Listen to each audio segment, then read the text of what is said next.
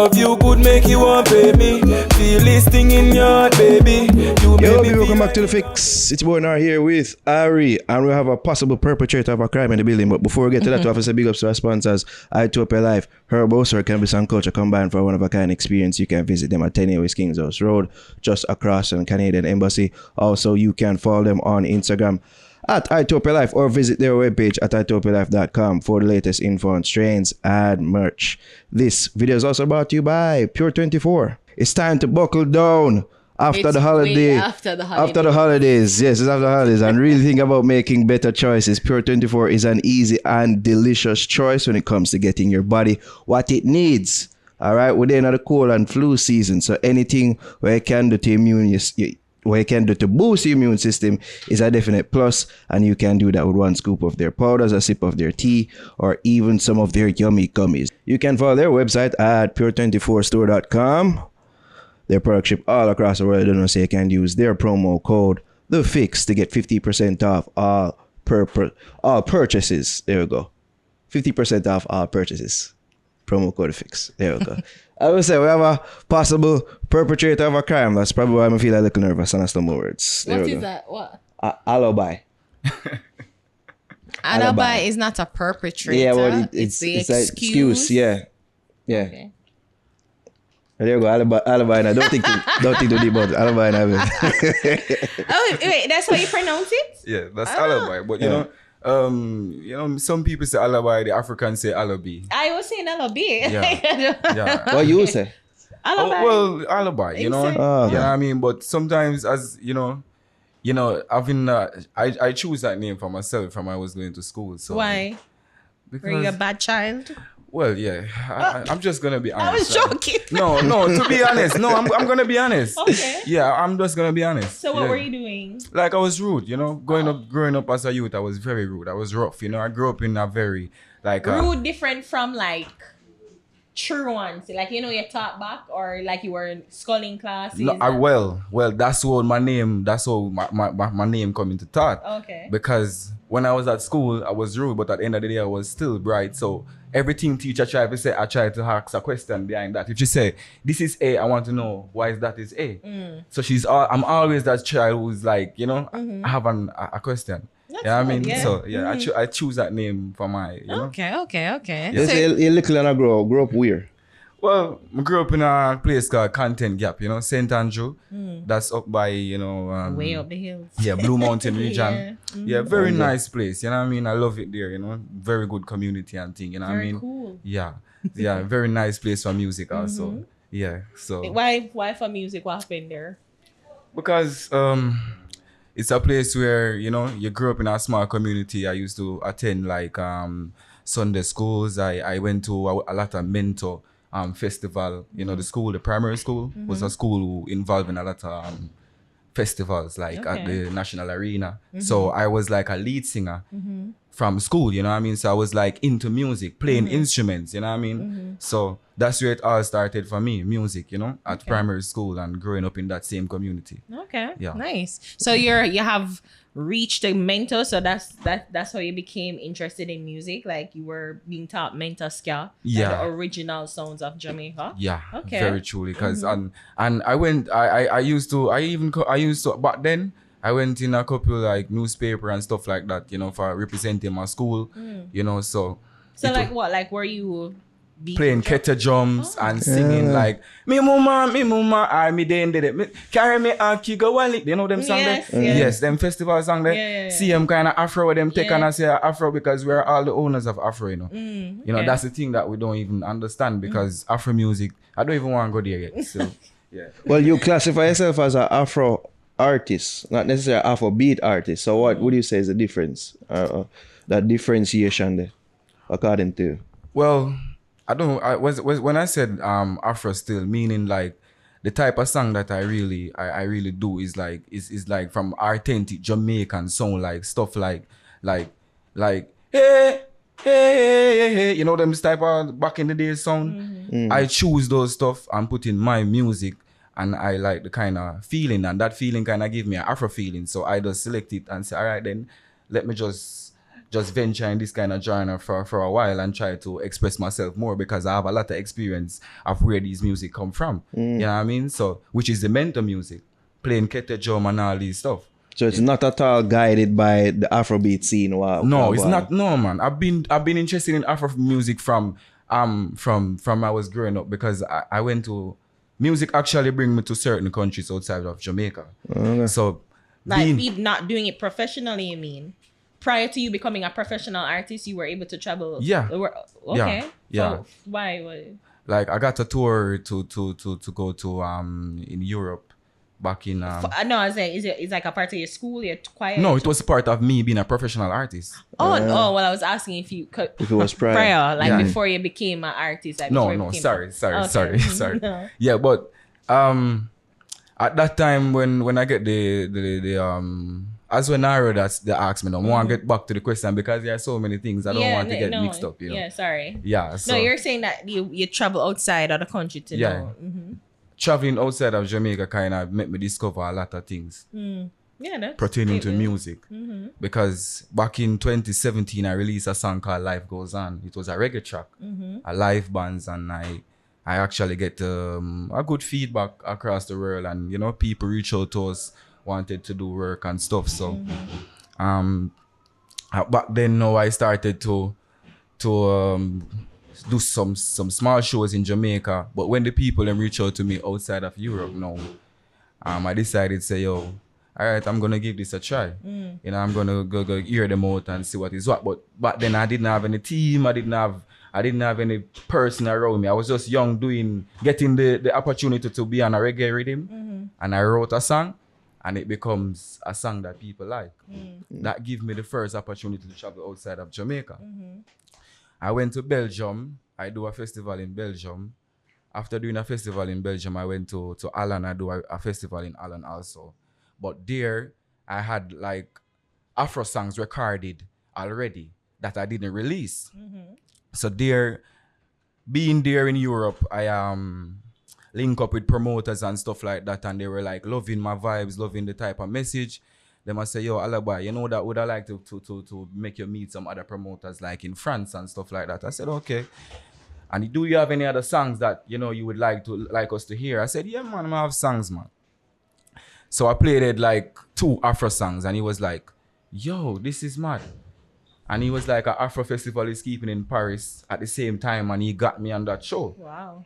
And I performed in Paris. Wow. My first time in Paris. Wow. So you see that. So I don't want it. Reason why I bring up this now, I don't want people to say, yo, you know, I'm just see the Afro music. No one to try jump on it. Yeah. You know what I mean? I've been seeing this before. Burna Boy was even famous here in Jamaica. I was in Europe seeing all of this stuff, and I had recorded Afro songs before that. So I know I was on the right path. Yeah. You know what I mean? But So how you were able to catch the wave before it actually became big? Like, what was it so instinctive? I have a connection with Africans. Like Africans, like they seems like I attract Africans. Like So you got African producers who produce the songs? no, it wasn't African producers. Oh. That's why I'm gonna get to that now. Okay. I have Africans friends who always meet out to me back then and telling me that, yo, you know, you have these vibes of an African person. Are you from Africa? I said, no, I'm a Jamaican. You know, but at that time they were trying to show me what's happening in Africa. So they were showing me stuff like Mugies, artists like Mugies, Mr. Easy. If you know way back then, them Afro song. Yeah, but Mr. Easy. Yeah, them song there was like the song was who people would have listened at that time. So he must say, yo, listen to them thing, man, and get familiar. And I say, yeah, I like it. You know what I mean? Because this is actually me. This is not much that, you know, different from what I am doing right now. It's just the beat. Yeah, you understand? So I get the opportunity to work with my producer now, which is NJ. He's a youth that grew up in Content Gap now in my same community. Who me and him kind of have a kind of chemistry from back then. Him build the rhythms and stuff like that, and you know, so me and him kind of have a chemistry. So we say, yo, watch out, we are going at the lobby now. we are gonna put in some work and I like them thing with the African youth I play in my ears and I said come give me. So we are gonna do some work and the lab it name. So I try from back then when I had my connection with my African friends in Africa. So you see, I just know them kind of, I now go take it from them kind of open my eyes to Afro music from that time, which I'm grateful for that. So being in the studio now, I go do my homework now and I go record a song now and record a couple songs. And when I recorded the songs now, them actually, I send it to them and it was like, yo, this can't be you. You know what I mean? So different. Yeah, from you what sound used to. like, but they didn't know that I did my homework. I watched so many African movies. I go back and I like, you know what I mean? I do my research, but at the end of the day, it's not like me. I try pirate for them thing, you know. As me say, Afro music come from we also. You understand? And we just have to just go in ourselves and bring it out. Because with grandparents, them are sing Afro music too a long time. You know what I mean? In our ears, in a mental style. And these are the things that the African them realize and use it. So, being at get the exposure and everything, we created the music, me and NJ, we sent it to them, they actually like it. Didn't know that the same year, me I got actually get the opportunity to go to Europe to do a show. So you see, Ja was in control in the whole thing. You understand? So I'm really grateful for that. That, you know, these people reach out to me and say, yo, you know that, yo, you have the sound, you have the perfect sound, your voice. Because I already released the Life Goes On song. Yeah, which is like the classic reggae song. Yeah, the classic reggae song. So they already hear my voice and they wanted to hear more of me, what I was coming with. So I was like, yeah, man, me have one heap of time can go in a studio go do it. But when I went to Europe now and I did the festival and stuff like that, you know, I got the exposure. I already have the Afro songs and stuff like that now. I came back to Jamaica because, you know, I want to take time for master my craft again. You know what I mean? I want to spend more time on the music and make sure say, well, have it the right way. So I came back to Jamaica. I got the opportunity to go to Pretoria, as it was in South Africa to do our next festival. But because of COVID, everything got crumbled. Oh, no. Yeah, we don't mind that. I know, you know, we're not in control of anything at Jack work. So we just stay at Jamaica, we put in our work in the studio and make sure, say, everything is intact till, you know, we feel comfortable. But at that time now, working, NJ was my main producer. But Three Kings now. You know what I mean? Because as me say, you know, it's a whole journey. Go to Europe, come back to Jamaica, start to work, me end up start do more work with Three Kings now because me and Three Kings was like this close before even I went to Europe because I recorded songs with Three Kings now long before me even go to Europe. But coming back to Jamaica, I kind of say, yo, I don't want to venture myself. I want to work with other producer. So we start work with Three Kings. Three Kings did have a good chemistry going because they have quite a lot of hits that I recorded in them studio and I really like them energy too. And growing from this, you know, me and them create a band now where we become a team. You know what I mean? And this is where we're at right now because the team where we create, you know what I mean, the band where we create within each other kind of bring me right as a right now, and I'm very grateful for that. Are them produce Love You Good, that song that you previous? No, they are not the one who produce the track, but also they are the one, them in the studio when all of them things are produced. So it's like we're a family, we work all together. You understand? So this is the sound going forward. Yes, man, definitely. Love You Good and even the time song what we did using a bus the youths. Yeah, man, definitely. The time song was like, as me say, I do a lot of songs. Yeah, I mean, I'm just about music. Like when I go into the studio, once me hear a beat and I like the beat, I'm going to record on it. I'm going to write a song on spot and I'm going to record on it. Because that's how me feel music. You know, you have to go into the studio and feel the vibe from the beat and the studio. Okay. You understand? Well, they must sound good so far. You see me? I feel like definitely. They do good work and you do good work. You see me? In tandem as well. You seem like everything just fall together nicely. Yeah. Because is it a case that you want to be known as a Jamaican afrobeat artist, or because you're just saying Afro artist and just want? No, well, if you go on my channel, you can see I've been doing a lot of music. I've been doing dancehall music. You understand? As I say, I've been doing Afro music. But this is the time now that I think is the right time to release the Afro music now because, you know, we're always in studio recording. So we always have a catalog, a good catalog. So we have all kind of songs. You know what I mean? It's just that we not gonna jump up now. People might look on it and say, oh yeah man, him see Afro music I go out with that thing now, him want jump on the wagon. But if real the people them follow me and know me, them will see say, them will know say a long time me I do this thing and a long time me I do Afro music. You understand? Even outside of Jamaica. So we just have to just capitalize on that and you know, coming forward, try to release more of these songs and try to release good music, because dancehall is kind of dip on a downhill right now too, you know what I mean? I don't want to bash any artist because I listen to every artist. I love music. I listen to every artist. As you should. Yeah, I listen to artists out there. Sometimes I find myself while I sing some artist song. I'm yard and I'm in. Oh, because I'm like not on stage. Yeah. So we know it go. We're not gonna be biased and go like say Ray, but we're not bash nobody thing and we're not put on nobody thing.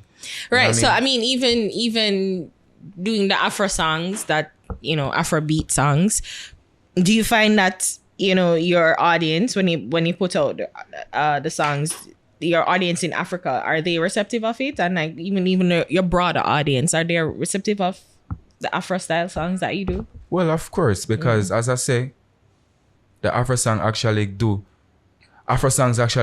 good for me without me even release it. Okay. Because I'm being around the right circle. Okay.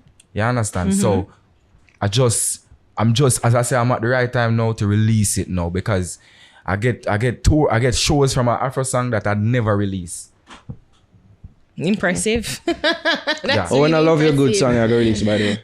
Actually, it's already released. You know what I mean? It's already on DSP then. Yeah, on Okay. YouTube. When the music video that Yeah, out. yeah, it's on YouTube. Tomorrow, actually, I'm gonna, tomorrow the song will be released. The 27th. Yeah. Okay. So by the Tomorrow time song. the interview drop, this will Yeah, the video. that's what we wanted. That's why I made actually a say. There we go. There we go. Okay. It's bliss. Yeah. Nice video, nice song. You see me? I like the song. Yeah, man. Watch the video, man. Yeah, man. Yeah, man. You know what I mean? Oh, yeah. Nice video, nice song. I feel like a lot of people are going to connect to the sound and to the music. Yeah, man, definitely, man.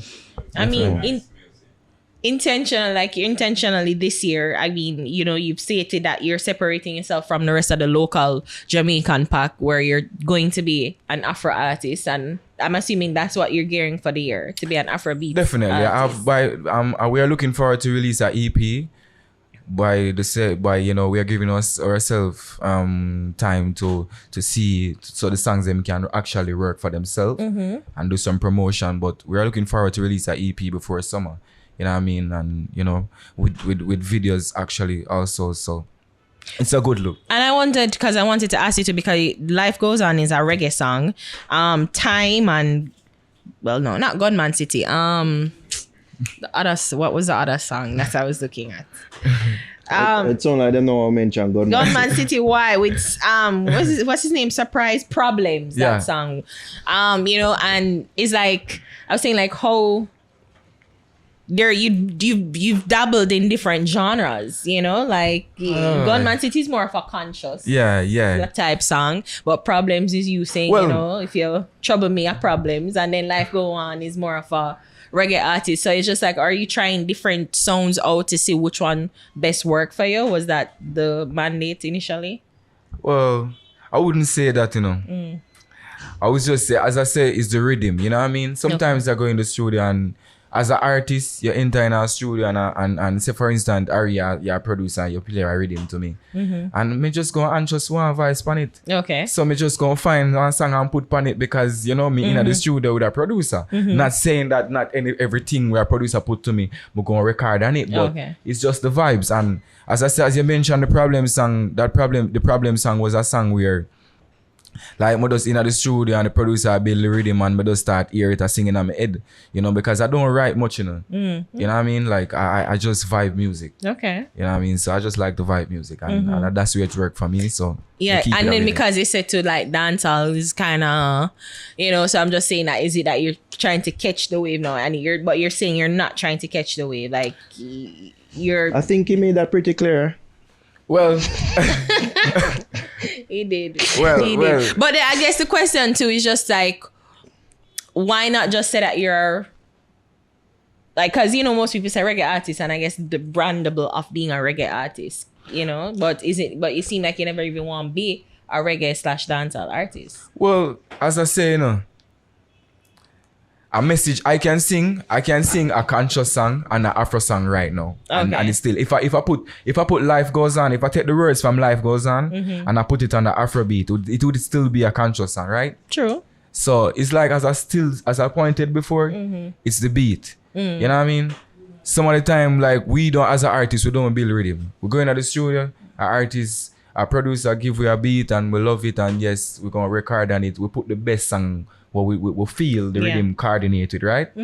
So I'm just saying that me not try for ride no wave. I just me. I just love music. If I'm going to the studio, I'm hear a beat, I just gonna record it. I hope that one thing I put in my head though, I don't want to do any violent music. So I try to stay far from violent music from now on, because I don't see it working for me.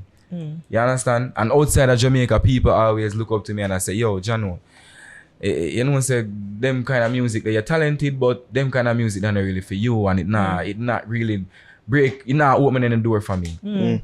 You understand? And we as Jamaica right now, as me tell you before, dancehall music kind of go up on a down low, right? I don't know what is happening. I don't know if it's because of the way the youth them writing, or the producer them a build a different kind of beat. And you say that because of what? The overseas market, and you're seeing the response is different overseas? Yes, I'm saying that based on the response is overseas. You know, if you look at the market, how many dancehall artists right now actually touring? You understand? You have underground artists right now in Jamaica that are touring right now and doing big festivals in Europe. Yeah, right. You understand? True. So we need to pay attention to this thing. All of the artists out there need to pay attention to this thing and pay attention to the music, because the music is way bigger than we think. You understand? Way bigger than we think. Yeah. You're right. What the people them can find on the social media, Alloby? Well, definitely you can find me on Instagram, Facebook, you know what I mean, TikTok, you know, Alloby _ Spell official. it for them. ALLOBY _ official. And that's Alloby _ official. You know, that's my Instagram page, Facebook, Alloby Slater also. And TikTok, the same as well, Alloby _ official. There you go. All right, people, Alloby on the fix. And I'll read that.